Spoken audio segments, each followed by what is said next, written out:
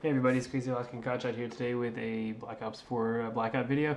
I haven't done one of these in a while, obviously, because I've been, moving in a moving process for the last month, 2 months.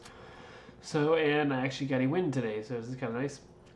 My first win of the month, I suppose you could say, since it's July 1st. First win in my new house in Virginia also. I'll have to give you guys a little update video on what's going to happen with as for the July 4th special I have planned. I will do a separate vlog of that possibly tomorrow. But yeah, so this video it's not too long, it's about 11 minutes, and I finally figured out how to record Black Ops 4 without it lagging horribly because my graphics card, my what is it? Jeez, I forgot. My RX 580. It has a problem with this game for some reason. I'm not exactly sure if it's requiring too much power to both play and record at the same time. But before, back in Texas, I was able to record and play at the same time, and I could sort of get away with recording it, but it would have some annoying glitchy spots every minute or two. But I found out the problem, and apparently my computer can only record, well, my graphics card and the CPU can only record Black Ops 4 in 30 frames. So for the last year, I've been trying to record this game in 60 frames per second, and apparently it just doesn't like it. So I'm stuck with 30, which isn't horrible, but it's not great. I don't like 30 frames. I don't like it at all. I detest it because 60 frames makes it look so much smoother and less choppy. But until I get a 2070, which I am planning to get after I start working for a certain company, which I will not disclose, what do you call it? We'll get a nice discount, and then I'll have a nice 2070. But in the meantime, we're stuck with this 580 for now, which is okay. It works. But I just thought I should notify you guys. Probably gonna do a little bit of Black Ops, probably all four actually. Black Ops 2, 3, and 4 content on the way, and also probably a little bit of World at War. I picked it up from the Steam store today. A couple days ago. Excuse me. And it's not what I expected, actually. The World at War graphics, for those few of you who haven't played like me until very recently, the graphics are really, really impressive for 2008. It's kind of interesting, in fact, how Treyarch's gone downhill in that regard, because Black Ops and Black Ops 2 had the more outdated graphics. Black Ops 3 was good as for graphics. Black Ops 4 it's good. Yeah, I'm going to need to cut out certain parts of this video because it just gets long and drawn out sometimes because we're just hopping back and forth in Model Industries waiting for the storm to close in. But he has a pretty good win, about 10 kills, I want to say. Yeah, 10 kills, 10 confirmed kills, probably a couple assists also, thanks to that War Machine and the Purifier. Yeah, actually, I use a lot of specialist weapons in this game, which is surprising because I usually never get a hold of them, or I just don't know how to use them properly. The Purifier, for instance, is very... I don't know what is wrong with it in this game. It's very underpowered. It takes a lot longer to kill somebody in Blackout with the Purifier than it does in multiplayer. Like, twice or 3 times as long. I've wasted like 10, whatever those fuel points are. You know how it starts out at 50 in Blackout? Well, yeah, I'll be down to like 35 or 40 by the time I actually kill somebody in that dumb thing, because it just takes so freaking long. I don't know if I'm missing them or what, but the War Machine's really overpowered as usual. You just have to get in like that general area and it'll knock them down. In fact, that's how I pretty much won this game. Well, me and my teammates, obviously. But Sixek, he's one of my friends. He's pretty good. I usually play with oh man, I forgot her name now. No, not her name, but her boyfriend's name. It's this girl and her boyfriend. They usually play with me, or they used to play with me when I used to live in Texas. They've been busy lately, but we're gonna have to play with them later. And also Vagabond. Actually, there's a lot of my old Blackout buddies I'm gonna have to reestablish contact with because I sent them all a blast message saying, hey, don't unfriend me, I'm just moving for like a month, and no one did, not that I know of, so but it's good, it's all good. Yeah, so probably a little bit more Black Ops content on the way, probably a little bit more Blackout than multiplayer, because multiplayer is still fun, especially now they added so many DLC weapons since I took a break. My gosh, Vendetta. By the way, the Vendetta, I believe that is an Easter egg to the World at War mission Vendetta, now that I've been playing the campaign. Because, I was playing the campaign the other day, and I'm like, oh, hey, there's a campaign mission named Vendetta, that's kind of cool. And then I go back to Black Ops 4, I'm like, oh, there's a sniper rifle named Vendetta, which is actually really good, by the way. I picked it off a dead body one time in multiplayer. I'm like, oh, this thing's nice.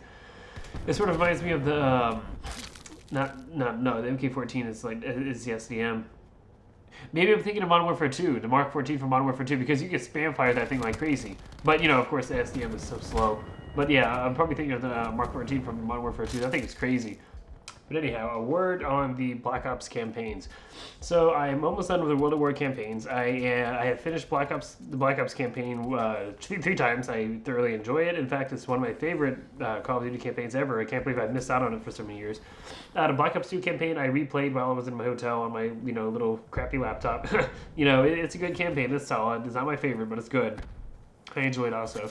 Black Ops 3 was the trippiest, most confusing, weirdest, most boring, but yes, yet most interesting at the same time campaign I've ever played in my life. I don't understand half the story until I looked it up on Reddit. And now that I've seen all the theories, it's like, okay, well, this one makes sense. But I'm like, oh, this one also makes sense also. But I'll give credit to the Treyarch developers for effort. They get an A for effort for sure. Because I like the kind of story they were trying to tell. However, the way they did it was in such an odd way, and it was made more for a cinematic feature film. I want to say it would have made a great movie, but for a game, it just doesn't work because it's storytelling.